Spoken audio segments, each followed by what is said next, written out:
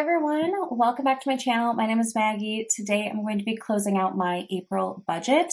So I've got a lot to share with you. We've got some trackers to update as well as some shopping to talk about. So let's go ahead and dive in. I will leave timestamps down below if you would like to skip around. So if you are new here, I always do a budget with me video each month.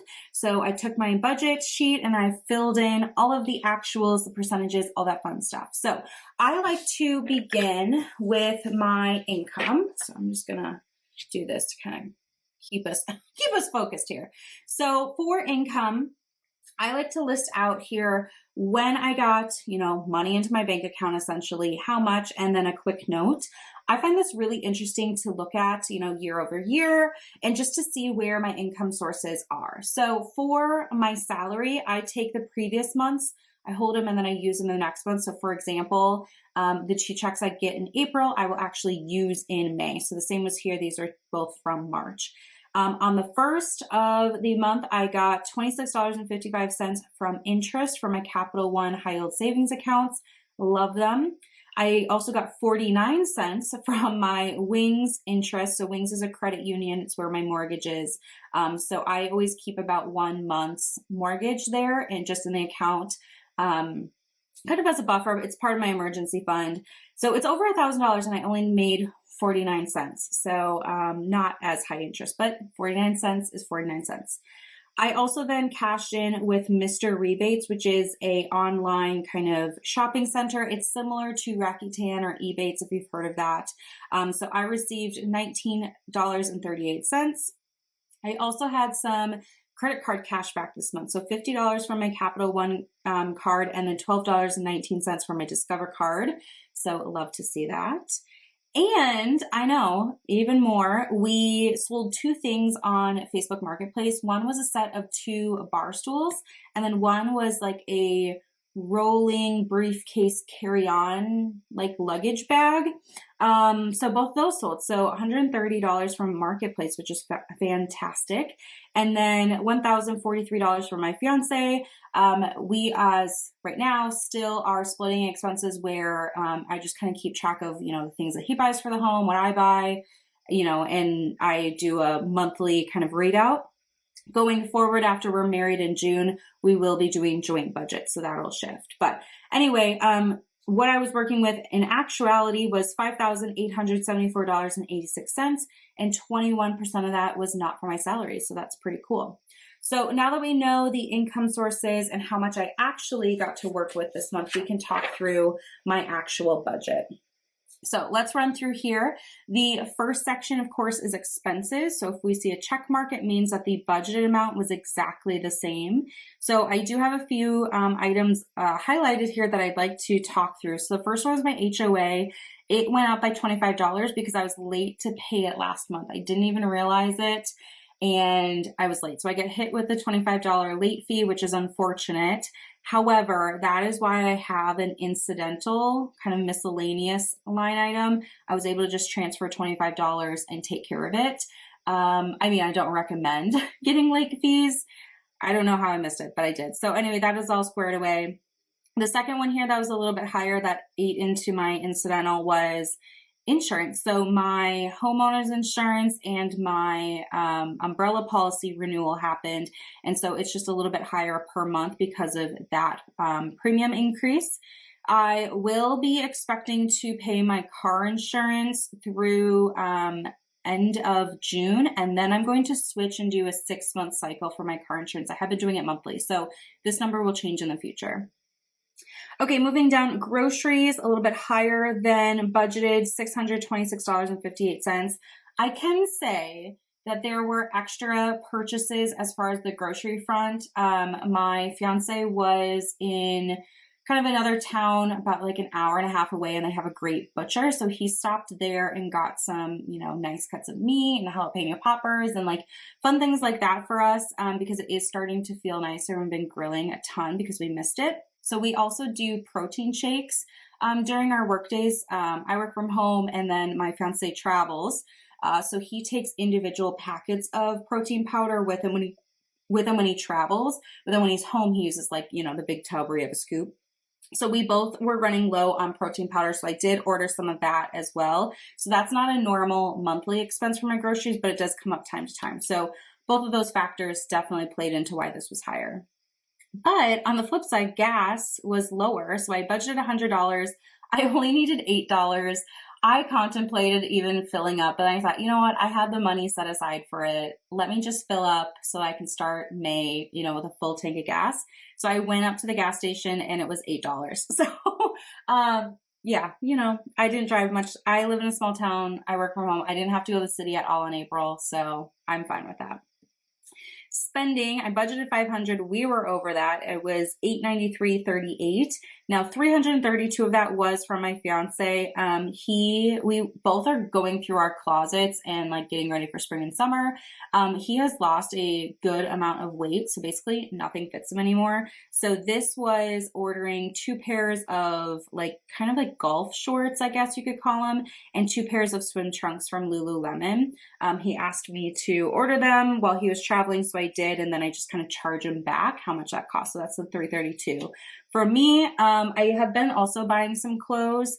I have some things that are coming that I might return, so it's a little bit up in the air, but this is how I closed out the month.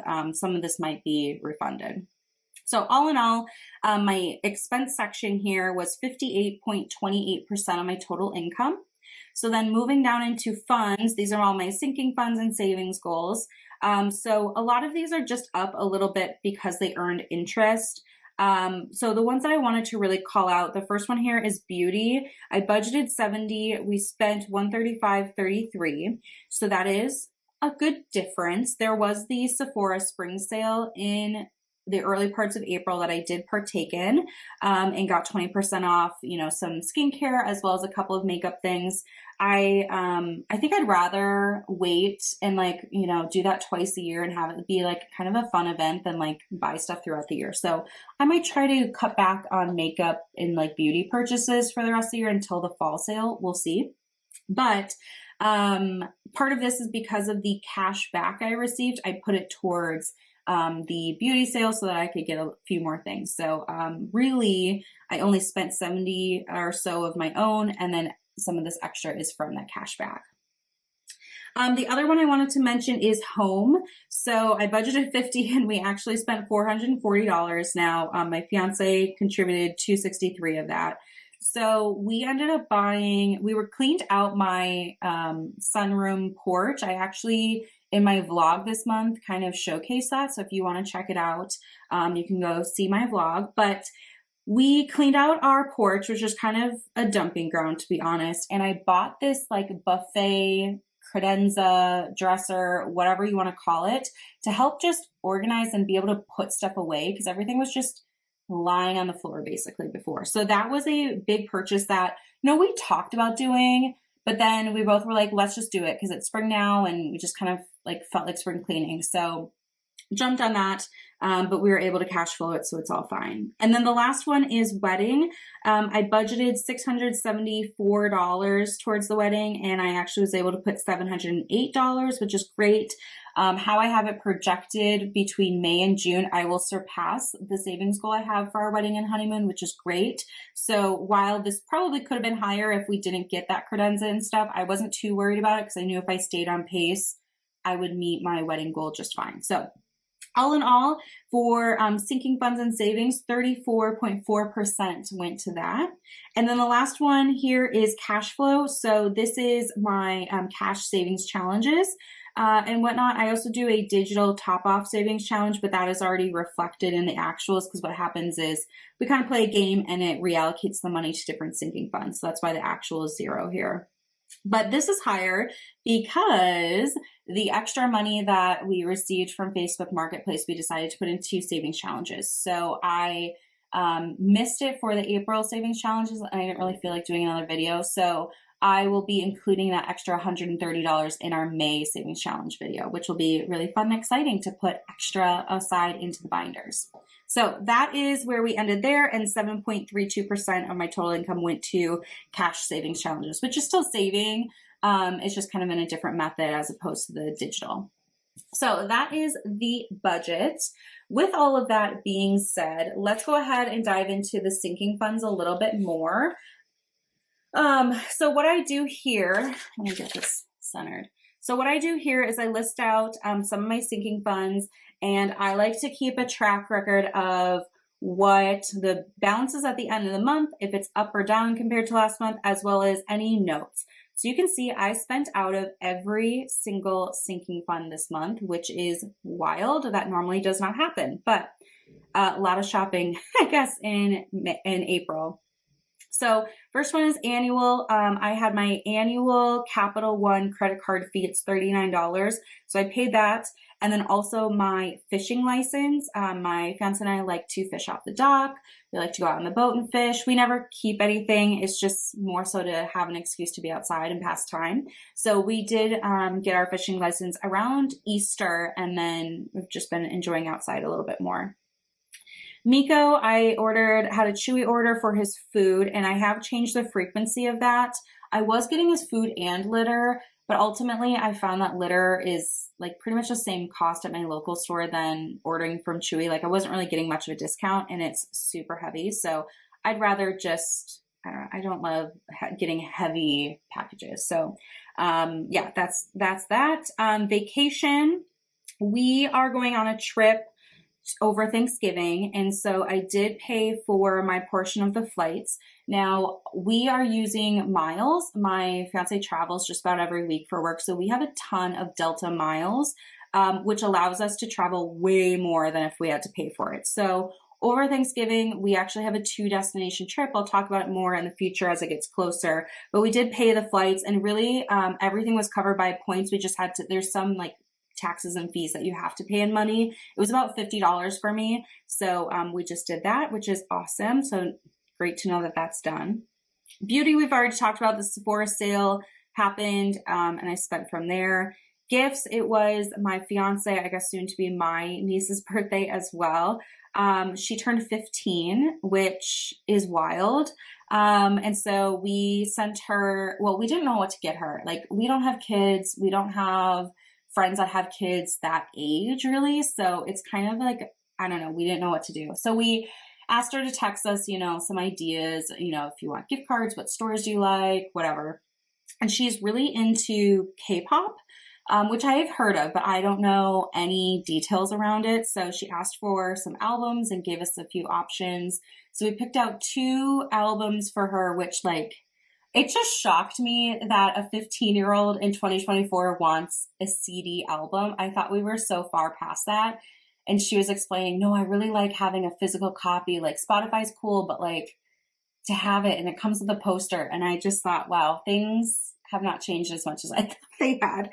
Anyway, that's a tangent. So we got her 2 albums, 2 bands, I don't know, that she likes. And then I also found her on Etsy a bracelet. So I had to look up how to spell her name in Korean, but basically you copy those characters, and then it's like a gold bar on the bracelet, and it's like built in. I can link it if someone in your life would be interested, but that arrived a couple days after her birthday, just with shipping, and she loved it. So I thought that was pretty cool and thought I would share.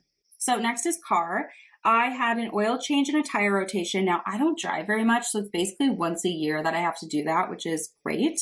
So that happened. And then I also got new wiper blades for my car. So kind of did everything car related, and we're set now. It's been raining a ton, and one of my wipers was not doing well. So I was like, okay, it's time.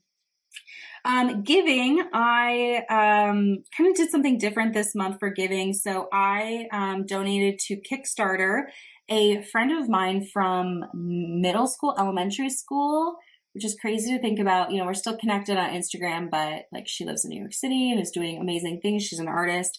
And she had a Kickstarter campaign to fund a short film type thing. And I thought it was cool. So I decided to donate to that. And that felt pretty cool, especially to support a friend, chase their dream. So I did that.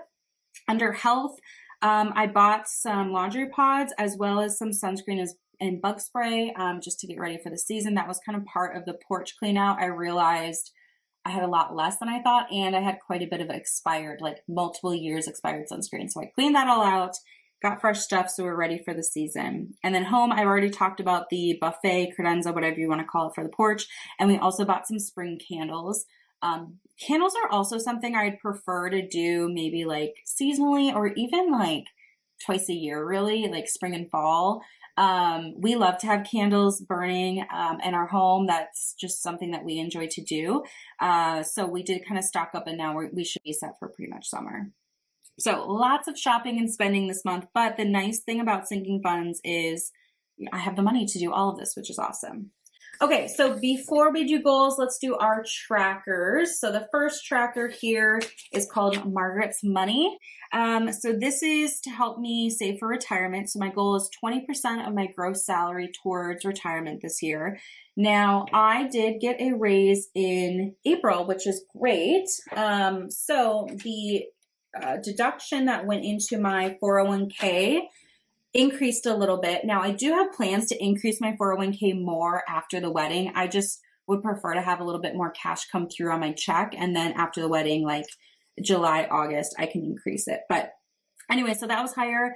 Because my base salary is higher now too, my employer match went up, which is awesome. And then I did have a little bit of extra buffer in my bills account that I decided to just put an extra 45 towards my Roth IRA before the end of the tax year. So when we get married this summer, I will be over the contribution limit based on our income. So I thought, I'll just throw a little bit extra. So this month I sent $1,359.46 towards retirement, which is fantastic. So my year to date is $5,233. So I do have a tracker here at the bottom. I just kind of roughly guess where I need to be. So let's just go ahead and mark that in. Feels good to be moving the, line forward. Now, because my base salary changed, I did kind of make a new marking, but it's within the same ballpark. Okay, next one, the exciting one, is wedding and honeymoon. So this tracker is one that I used last year. This year, the goal is $4,500 before the wedding. I did save last year and had savings before, but this is what we're working towards. So on the back, I just keep a little log. So in April, we saved $708.17 for a total of $2,783.74 so far this year. Now, like, I'm spending it as we go. It's not like that amount is just sitting in my account. Because as you know, weddings, I feel like you spend a lot in the beginning. There's a few expenses and you spend a ton at the end. Like, it's crazy. So yeah, pretty much spending a lot. But I think most of our stuff, like final payments and whatnot, are coming up and then we're done. So we're mostly saving for our honeymoon at this point, which is great. So I can go from here all the way to this line, which is awesome. And like the little details are finally being ironed out on the wedding, which is great. We are having a small wedding, but there's still things I have to decide and do. So it's been good. I honestly, like, some things I've put off and it's really just like an email I need to send. So I've been trying to do one thing wedding related every day at this point, big or small, just to like help me manage the list. I have a big whiteboard in our living room with my like brain dump, and it is really nice to just be able to go over there and cross something off. And after I cross off enough things, then I just erase the board and just add, what's still outstanding. And that always feels good too. So some of the things I need to do are really like things that you can't do until right before. For example, picking up my dress from being steamed. I have my final alteration appointment at the beginning of May, and then I'm going to have it steamed. So like picking it up is something that I'll do right before. I also have to pick up my bouquet. That's like the day before. So some things are dwindling down where I really can't do anything else, which feels good because I feel like I've been nonstop and I am so excited for our wedding. There's so many details that I love and everything, but I am tired of making decisions. I think nobody told me how many choices I'd have to make. Okay, sorry, my camera cut out. I had to delete some things in my SD card. So this is my mortgage amortization schedule. This is what I use to track my mortgage payoff. I am making one extra payment a year, so nothing too aggressive.